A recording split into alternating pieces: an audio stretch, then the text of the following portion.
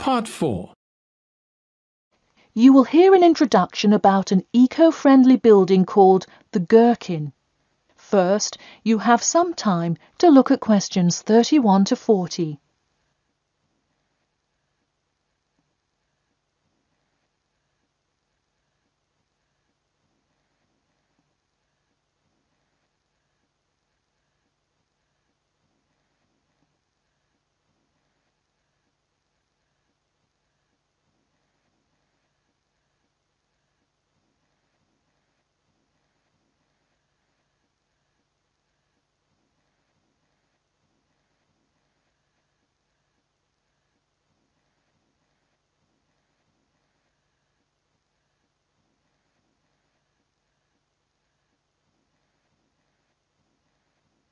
Now, listen carefully and answer questions 31 to 40.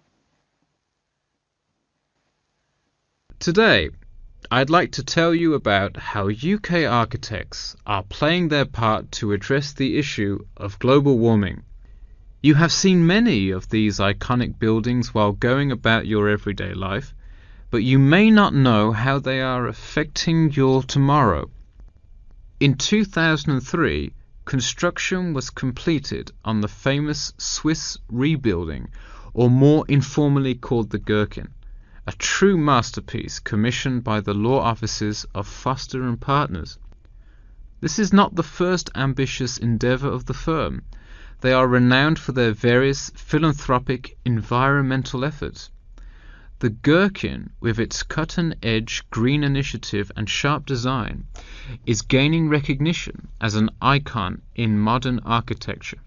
You can pick it out of the London skyline by its unorthodox cigar shape. While its appearance is the obvious attribute at which to marvel, there is far more to this building than meets the eye. And let's face it, there's a lot about this building that meets the eye. The building helps reduce the city's carbon footprint in a number of ways. Just a quick note, in case you're not familiar with the term carbon footprint, get used to it. It's a buzzword you'll hear relentlessly to talk about reducing emissions. Think of it as the amount of harmful greenhouse gases that are given off into the environment by a single person, organization, or product. So going back to the Gherkin building, perhaps the most obvious as well as the most significant eco-friendly feature is the glass windows, which allow light to pass through the building, both reducing heating costs and brightening up the workspace. The ingenuity behind the various eco-friendly aspects of the Gherkin has seen its fair share of publicity both from serious and silly sources. In a recent April Fool's Day edition, one e-publication printed a story detailing plans to replace 50% of the current exterior with grass, which would not only make large steps in the name of sustainability, but also give the building the green hue that would truly earn it the nickname of the Gherkin. The only drawback is, as you may have guessed, that this story was an April Fool's Day joke and completely made up.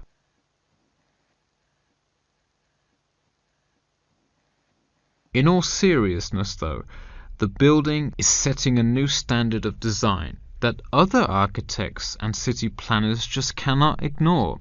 The building's bold and cost-efficient design has won a number of architecture awards, including the Sterling Prize, the London Region Award, and the Empress Skyscraper Award, among others. The design comfortably accommodates a large number of offices, while keeping maintenance and operation costs down, striking a superb balance between nature and the workplace. Nature is well and good, as long as the weather is nice outside. Given London's notoriously bad weather, the architects knew they must devise a quality temperature regulation system, and that they did. A special system designed to reduce the building's reliance on air conditioning was devised that cuts consumption in half compared to standard office buildings. There are atria that link each floor vertically to one another, forming spiraling spaces up the entire building. They serve not just as social common spaces, but also act as the building's lungs, distributing clean air from the opening panels in the facade through the entire building. The building isn't all business though. It has its fair share of fun as well. At the very top, a club room offers a picturesque entertainment spot for company functions, private parties, etc., with a breathtaking panoramic view of the city. The creation of such an innovative structure has many wondering what the future of urban planning and architecture may be. Well, if the other projects currently commissioned by Foster and Partners are any indication, the entire city constructed with similarly eco-friendly buildings is not far in the distance.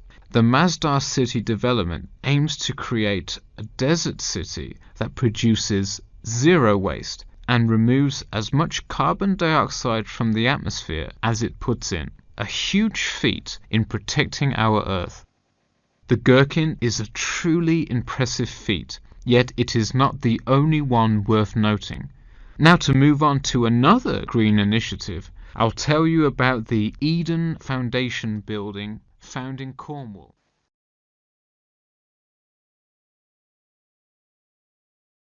That is the end of part 4. You now have 1 minute to check your answers to part 4. That is the end of the listening test. In the Ielts test, you would now have 10 minutes to transfer your answers to the answer sheet.